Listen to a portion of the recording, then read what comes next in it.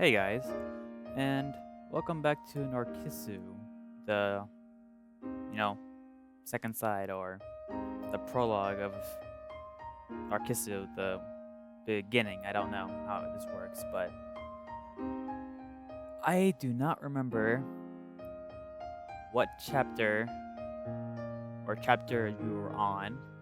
So let's just continue where we left off.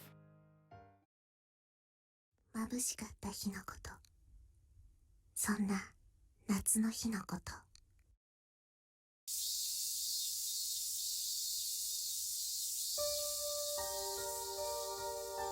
Burning sunlight and the sound of cicadas. Today also looked like it would be a hot day. Third summer I faced since the day I was first hospitalized. Of course, it's not like I was hospitalized the whole time. They were days interrupted with home and outpatient care. 半年前だろうか。最後に来てくれたのは。The time I spent wearing pajamas slowly grew. Oh yeah, I forgot, she kept on wearing pajamas the entire time when she was sick, so I forgot about that. And as if in direct proportion, the number of people who came to visit me shrank. At first, classmates came to visit me every day. People that were once called friends. But now they had returned to acquaintances. Even if I meet them on the street, they'd never leave in exchanging a few words of greeting. Soon those acquaintances will turn to strangers, and someday I will probably be erased from their memories. どうやらいい気がしないのだろう。 Most likely, yeah. 普通に生きてる人にとって私の存在ってのは。 Even if they meet me, it probably doesn't raise their spirits, and probably the same goes for thinking about me. だから消すことにしたのだと思う。 Well, that's sad. Yet, whenever the end of school came, every day I continued to watch for someone to come.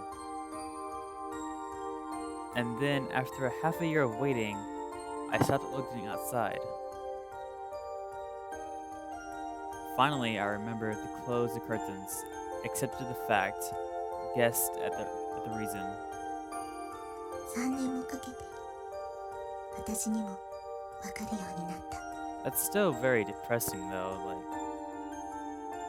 I would still try to have some hope about it, you know? It's not that they have forgotten about me. It seemed that they made as if from the start they never knew me, never saw me. As if there had been nothing there to begin with. 彼らもまた目をつぶっていたいのかもしれない。 Most likely, yes. Around when I was being admitted in and out of the hospital, when people had already stopped coming to visit me, I had most likely been erased from everyone's memories. My family moved from the freestanding home we had long lived in to an apartment. And mother started working part-time in a nearby takeout lunch shop. The meaning behind it all, even I could understand. Hospital fees were no joke. Oh yeah. In the ward, every day was a conversation topic for the patients. I came to know how the patients themselves felt the responsibility to their families, far more than the families could imagine. And then the small, old, slightly dirty wooden building that was our new home. On top of being smaller, father's daily commutes stretched to over 2 hours. Meanwhile, the distance I had to take to the hospital became a 3-minute walk. In front of that beat up, cramped apartment, Father said, "The air in here is nice and feels good, doesn't it?" Saying that, he smiled, and Mother smiled in the same way. Because the heat might aggravate my health, they put an air conditioner in my room. Of course, no other room had one. Why not? Like, seriously. And Mother had started going to that part-time job. Often brought back croquettes and fries for me, saying there were leftovers. In that cramped room we ate together, always they smiled happily. It was very depressing and painful. That's like really sad. Even I wouldn't able to handle that. Their thoughtfulness was unbearably painful. Instead of feeling thankful or happy, I was filled with guilt. It's your fault. きっとそう言ってほしかったのかもしれない。 I wanted them to blame me more. Being treated kindly hurt. I remember uncontrollable feelings of irritation, even anger toward myself. If God were around, I wanted him to quickly heal me, or if that wasn't possible, to let me die now. Everyone else was in the middle of erasing my existence. But in contrast, my parents sought to make me stand out. That's, oh my god. That's like basically killing yourself slowly if you're trying to end it that way for others. That was much more painful. Even as I was being treated kindly, I hated myself for being unable to repay it. I cursed the fact that the countless misfortunes in the world happened to fall on me by chance. At times, smiling and putting up on a cheerful air may have been what I'd been supposed to do. But all I was able to manage was to quietly eat the fries that I really didn't like very much.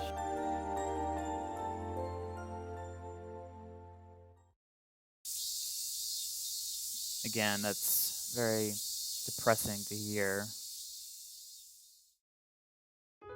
The burning sun and cries of cicadas. As always. When the white raining season clouds cleared and had turned completely into summer, after being remitted to the hospital for the time, finally I was discharged. But that wasn't end of things. The word discharged also meant until the next time I was admitted, the beginning of a long life of outpatient care. Under the blazing sky today, I again walked 3 minutes distance in my pajamas. To my mother, who had offered to come along, I replied, "It's alright." In my own way, it was supposed to be out of consideration for her, but the desolate look on her face at my words had also hurt. My feet happened to stop before some school. Most likely it was an elementary school. Since it was already summer vacation, there weren't many people in sight.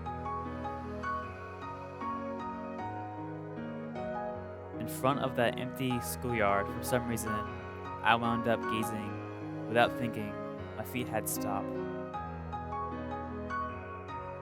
Occasionally, I would see happy children running around, and my eyes would follow them. Under the blazing sun, the long-sleeved pajamas were hot. I felt strongly out of place gazing at the schoolyard. After standing there for a while, I once again began to walk. However, not towards the hospital, but home. and once I return to my room, I take out the sailor uniform that had been in my dresser. Sleeves that I haven't passed my arms through in 3 years. Just like a new uniform previously, they had worn only for a single week. Wow, it's amazing. And now, to me, they were the only clothes other than pajamas I owned. Once again, walking under the blazing sun, the noisy cicadas and running sweat was the same just as before. But the people who walked by, their eyes did not pause on me. Even I, as part of the backdrop of the city, as part of what builds up everyday life, felt accepted. And then, when I entered the schoolyard from earlier, before my eyes was a metal bar for small children to play with. I extended my hands towards it.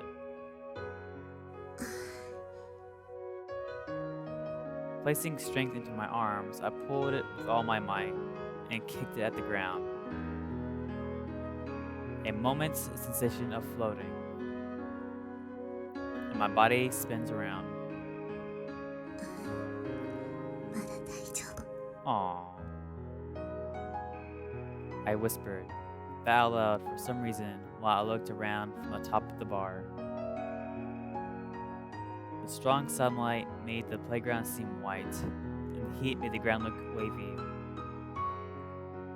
Occasionally, I would hear the voices of happy children, and the instances voices of cicadas declaring that summer was their season. With my arms already beginning to shake from supporting my weight, I sucked up the present. Why was it that I suddenly wanted to do this, I wonder? Exact reason, not even I knew. By now, the times I wore anything but pajamas dwindled. The pressure from the need to do otherwise had also disappeared. Did I find that to be sad? Or perhaps I wanted to test if I still had the strength. 私はみんなと同じはず。 Should be the same as the normal people who were over there. So, just from the somersault around a bar, I shouldn't be making such a strange face. Because I felt that way, I forced myself to make a smile. But just as I was unable to stop shaking of my arms, it seemed that too was difficult for me.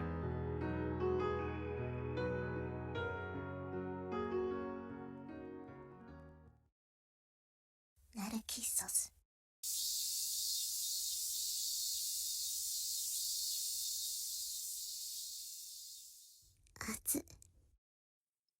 Even though it was still morning, the asphalt looked wavy from the heat. Today also looked like it would be a hot day. And in that, as always, I head towards the hospital alone. That's still amazing that she's been doing this for years now, and that's like, it takes a strong person to do that, to even survive through all that pain. With this distance, even though I could have gone in pajamas when I had to go out, I come to wear my sailor uniform. Most likely, I was still wavering. How long this wavering will continue, not even I knew. One day, I may suddenly just be able to give up. It was just that I had come to think that the span of 3 years was more than enough time for a person to change. Then passing by that school, and as the entrance of the hospital was before my eyes, ボタン取りかかってる。 oh, you probably want to fix that then. In my hands was a small, filthy bag. I noticed that the button that held the handle was fraying off. How long had it been like that? I didn't know. But coming all this way, I wasn't going to go back home. So I held the bag to my chest and continued towards the hospital.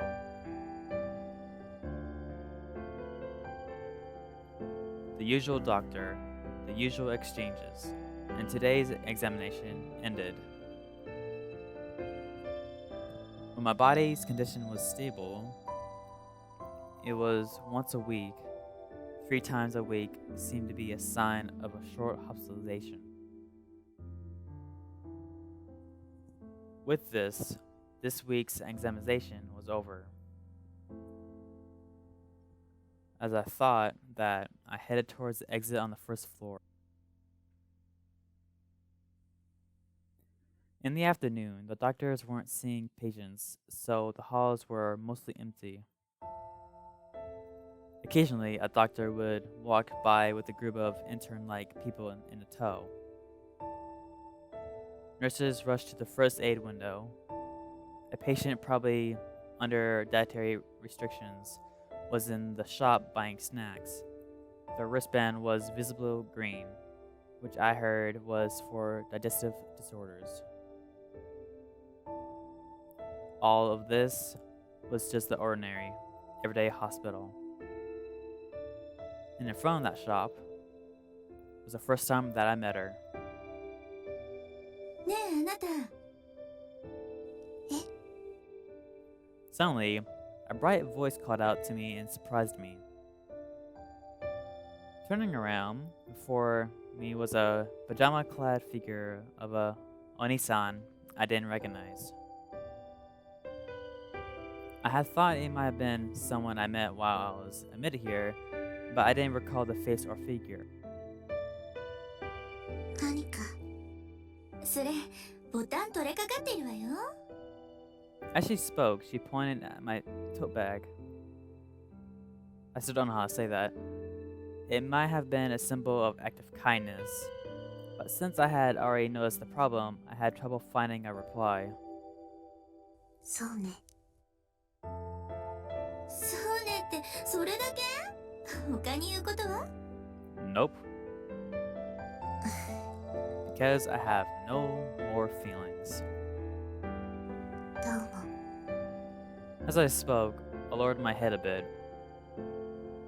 Because I already knew, my reply came out hesitantly, but even then it was too difficult to say thank you very much. The Onesan that I had seen before, her long black hair and bright voice left an impression. Looking at her slippers, the kind of provided by the hospital, she was probably not an outpatient, but admitted. Looking at her thin wrist, her wristband was white. That was a color that I haven't seen before. ねえ、直してあげようか。私、ソーイングセットも持ってるから。 Oh, so do I. But you know, not a lot of people sew it these days, but eh. でも、 At her sudden words, I hesitated, but not over a button that didn't mean much. These past few years, because my existence was always only being erased, I've been absolutely no experience with someone actively trying to relate with me. いいからいいから。ほら、いらっしゃい。大丈夫よ。別に変な場所じゃないから。 With those words, she started walking briskly. And while wrapped in mixed feelings, I followed behind. Very interesting. We got into the elevator. Without a word, she pressed the button for the highest floor. 7階？あら、もしかして知ってた？ Yes, I do, in the future. うん、それほどは。 The 7th floor, the place they called the hospice. I wasn't too familiar with it, and of course, I've never been there. For one thing, I heard that people not involved with it were barred from entering. It probably meant that if this Onesan here were headed to the 7th floor, she was a person from there. Soon the elevator reached its stop, and right in front of the door was the nurse's station. And when the doors opened altogether, the gazes of the nurses turned towards us. 私の知り合いだから。 With that one sentence, they once again went back to their work. No one looked towards us anymore. It was just my first time here. But without putting my finger on it, I thought the atmosphere was especially heavy. Yep, mostly because it's where the people die. The place of the Onesan finally took me to looked like a lounge area. It was very different from the 3rd or other floors that I've seen. And been admitted to, those didn't have those sofas or the TV. じゃ、すぐに直してあげるわね。 With that, she took my tote bag and with what seemed like a practiced hand began fixing the button. And like her, I sat down on the sofa and watched. If you can sew anything, then you're pretty much set. Even if I looked around, there were a few signs of people, occasionally an elderly or helper-like person going by was about all. ところであなた、風邪でもひいたの？それとも誰かのお見舞い？ Nope, I'm stuck here. 今は通院中だから。 I hesitated over how to answer, but said the truth. I added that I just been discharged recently and was an outpatient now. ふん、あなたも大変そうね。 Yep. ちなみに、部活は何やってるの？ Club? 部活？ Nailed it. だって今は夏休みのはずでしょ？ As she spoke, she pointed at my uniform. 入院してたくらいだから文化部かしら。もしくは運動部のマネージャーとか。別に何もやってない。あら、意外な回答だったわね。 Well, that's what you get for, kind of being sick and on the verge of death. もしかしてパジャマは嫌い？ Yep. At the sudden, perspective question, I couldn't find the words to respond with. It's not that I hated pajamas, but I sensed out that the precise reason would be difficult to put into words. And with that, Onesan had asked, was probably aimed straight at that. She hadn't simply been asking whether I like pajamas literal. お姉さんはここの人？ええ、こう見えても7階の住人よ。手っ取り早く言えば死亡確定者ってことね。 Yep, that's what I thought. That which I had already known on the level of rumors was now clearly spat out by the resident of the 7th floor. She used the word death in such a bright and relaxed tones. At the least, it didn't seem like I could comprehend. This person, what on earth could her thoughts be? ねえねえ、よかったらまた遊びに来てよ。 Well, we'll see about that. Hopefully you'll still be here. 私が？うん。何もやることがなくて退屈なのよ。 She sounds sweet. それにここは面会時間も遅くまで大丈夫だから。 And with that, she told me various things about the 7th floor. Up until now, it had been vague, but it seemed that the rumors that it was a place to wait to die were true. 他にもルールあるんだけど、これ以上は言えないわ。どうして？そりゃ決まってるじゃない。あなたはここの住人ではないから。 Yep. It was only then when she whispered that. Her face cloud? I felt that expression held loneliness, and it seemed filled with intensity as well. Right now, I was wearing these clothes, steeped with the lingering regret for once normal days. And unlike myself, this Onesan, no, these residents of the 7th floor, had probably given up on everything and already had made up their resolve.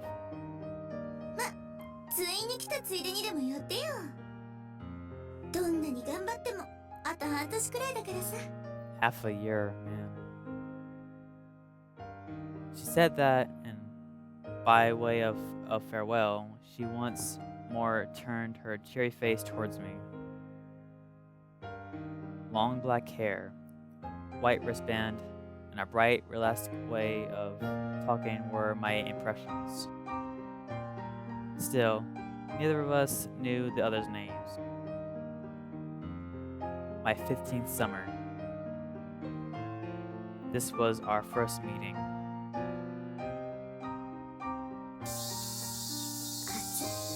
Yep. A few days later, again, I visited the hospital. However, it wasn't like it was an examination day. If it's alright with you, come to play. The words of the Onasama I met a few days ago. Maybe because I was somehow concerned about that 7th floor place, or maybe I was curious for some reason. I came to the highest floor. With a nod to the nurses who looked my way, I made my way to the door that Onasan had told me. Hi, どうぞ。来たわよ。Sup? いらっしゃい。待ってたわ。Oh, really now? Wasn't expecting that. 座って座って。今日は暑かったでしょう。 Where I'm at, it's freezing. Sitting up in her bed, she offered the folding chair next to her. The first room on the 7th floor that I entered felt a little different from the 3rd floor rooms I was used to. 悪かったわね。でもね、きっと来てくれると思ってたわ。あなた、暇だし。Well, something like that. なんで決めつけなのよ。だって私たち病人の仕事は寝ることでしょ。 I guess so. 世の中でこんな暇な人はいないわ。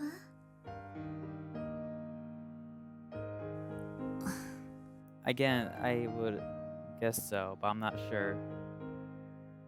あら、そう思わない？ Not really. 別に。もう相変わらずクールね。ってそうだ。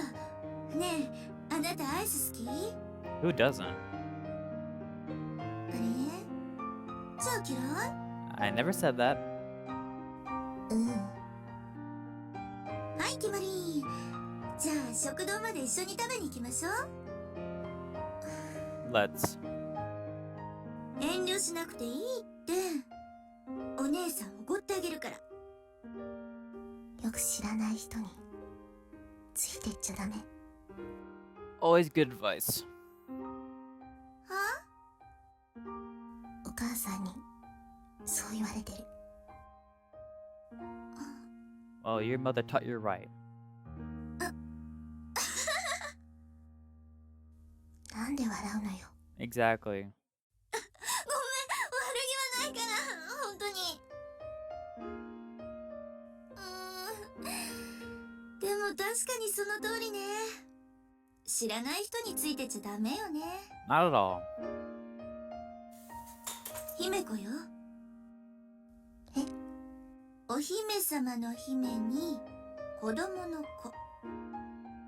ついでに言うと天秤座の AB 型。 I don't need your horoscope. あなたは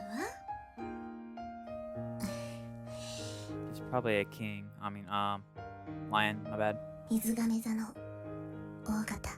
I don't really care about the horoscope. 説明。じゃあこれで知り合いね。説明。 I guess. 焼けた日差しとセミの声、この真っ白な7階にも響いていた。姫子と名乗るお姉さん。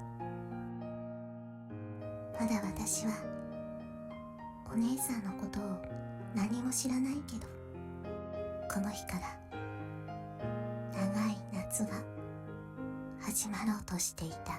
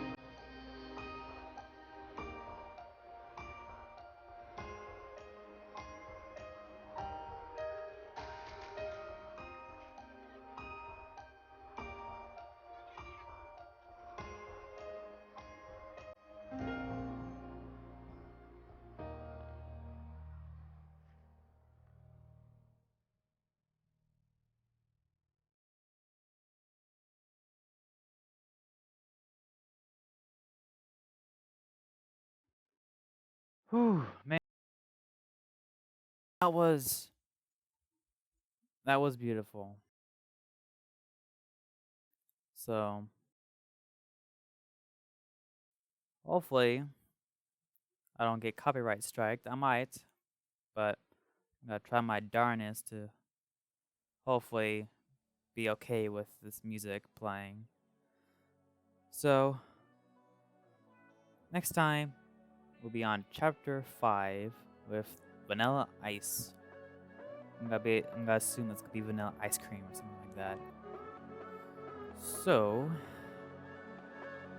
until then, guys, later. Floating in your universe, baby. Orbiting around you got me hypnotized. Feeling so skinny, do the same, man.